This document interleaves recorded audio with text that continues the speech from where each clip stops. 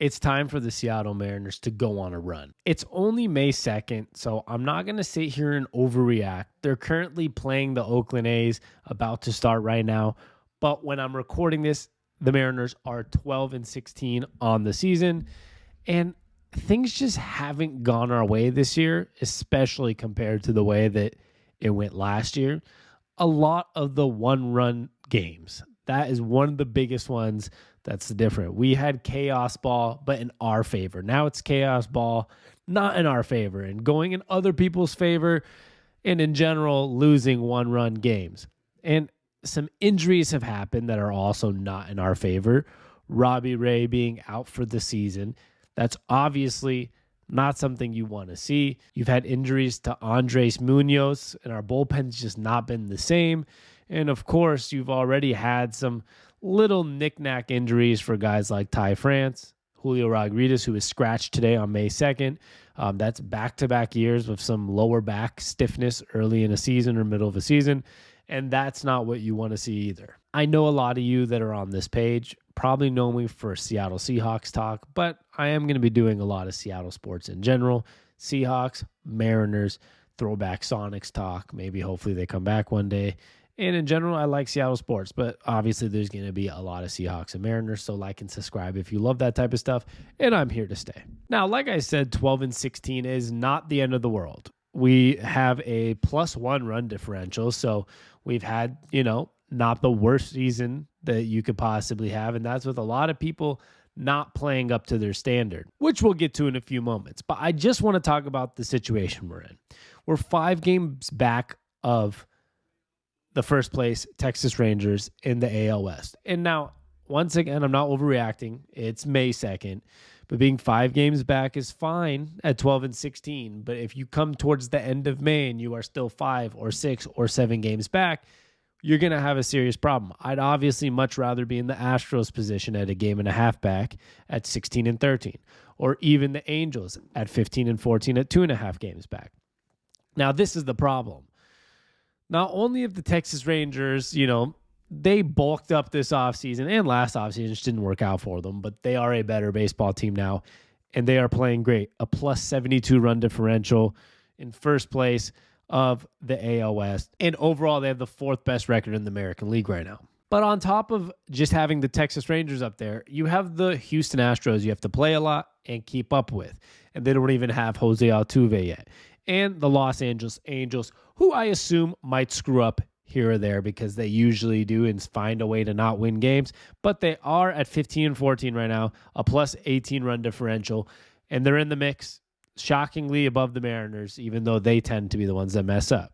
Now, one of the positives of this division is you have the 6-23 Oakland A's. They are pretty much a single A team, like their name, the A's. And they have a -117 run differential 29 games into the season, which I didn't even know was humanly possible in baseball. And 12-16 in the wild card is obviously only 3.5 games back because, like I've said many times, not trying to overreact, it's May 2nd. But it is the 5th worst record in the AL. The only teams worse than us right now are the Detroit Tigers, Chicago White Sox, Royals, and A's. So it's not a good thing. And there are some concerning things going on. Just like I said, Robbie Ray being out for the season is obviously very concerning. And the bats just haven't been what we expected them to be. And the reason I want to talk about this is because I do get worried. I mean, at the end of the day, you have a good 3-game series right now against the Oakland A's. You should win. They're 6-23. If you want to get hot at any point in the season, I'm not asking for a 14-game win streak like last year, and it's kind of irresponsible to expect a 14-game winning streak because it's probably not going to happen.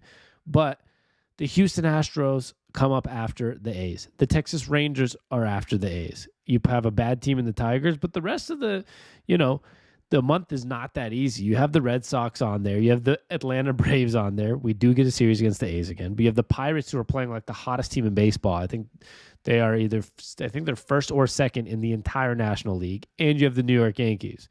So by no means is this an easy schedule.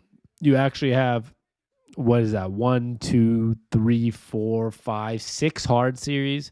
And I'd say 3 series where you're for sure better than them, the 2 series against the A's and the one against the Tigers. You can't go 500 here while other teams are winning games and, pretty much be at, let's just say 22 and add more losses. I don't know what it is. We can't be 5-6 games below 500 in June while you have teams like the Rangers, the Astros, and the Angels potentially winning games, especially when you're playing the Astros and Rangers. So there's a lot of importance going on in this month of May. Obviously, we'll probably get into it more. I'm going to be doing a Mariners video once a week or twice a week. I don't know. But the only bright side right now on the season is Jarred Kelenic. Kelenic's batting .308 with 7 home runs. He was batting like .330, so he's also kind of been on a slower last couple days, which is not concerning. He's still batting .308 and 7 home runs. But all the people we wanted to expect to have a good season are not having a good season. Wong has been absolutely awful at second, that he's been losing his time to Jose Caballero for a lot of games. Ty France, who started off hot, is batting .245 now with 1 home run. That's it. You have Eugenio Suarez is batting .243 with 2 home runs, which is low for him. He's led the MLB in home runs over the last 3 years pretty much. Not each year, but the total of 3 years, he had the most home runs over the last 3 years. Julio Rodriguez is batting .239. He has 5 homers, but he's batting .239. He's already having some injuries. J.P. Crawford at .238. Cal Raleigh at .233 with 5 home runs, and he's a great catcher. There's not much more. I can't complain about that, actually. And Teoscar Hernandez, who we signed traded for, is supposed to be, that right fielder that makes a huge difference, or even a DH where we need it makes a huge difference. Is batting .209. He does have 7 home runs, which is good to see the power there, though. Now, with all that said, I'm not blaming these top guys either, because the Mariners have thrown out Tommy La Stella and A.J. Pollock and God knows who in a lot of different situations this MLB season, and that's just not going to cut it either. We have concern level 5 out of 10 right now. And I'm not saying that the season's over. I'm not saying that we should assume that things are going to go bad.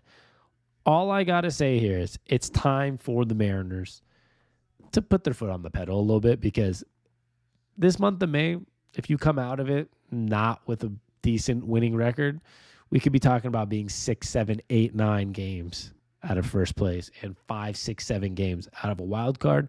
And that is not what we're looking for in a season where we just broke a streak and we thought we were supposed to be even better this year.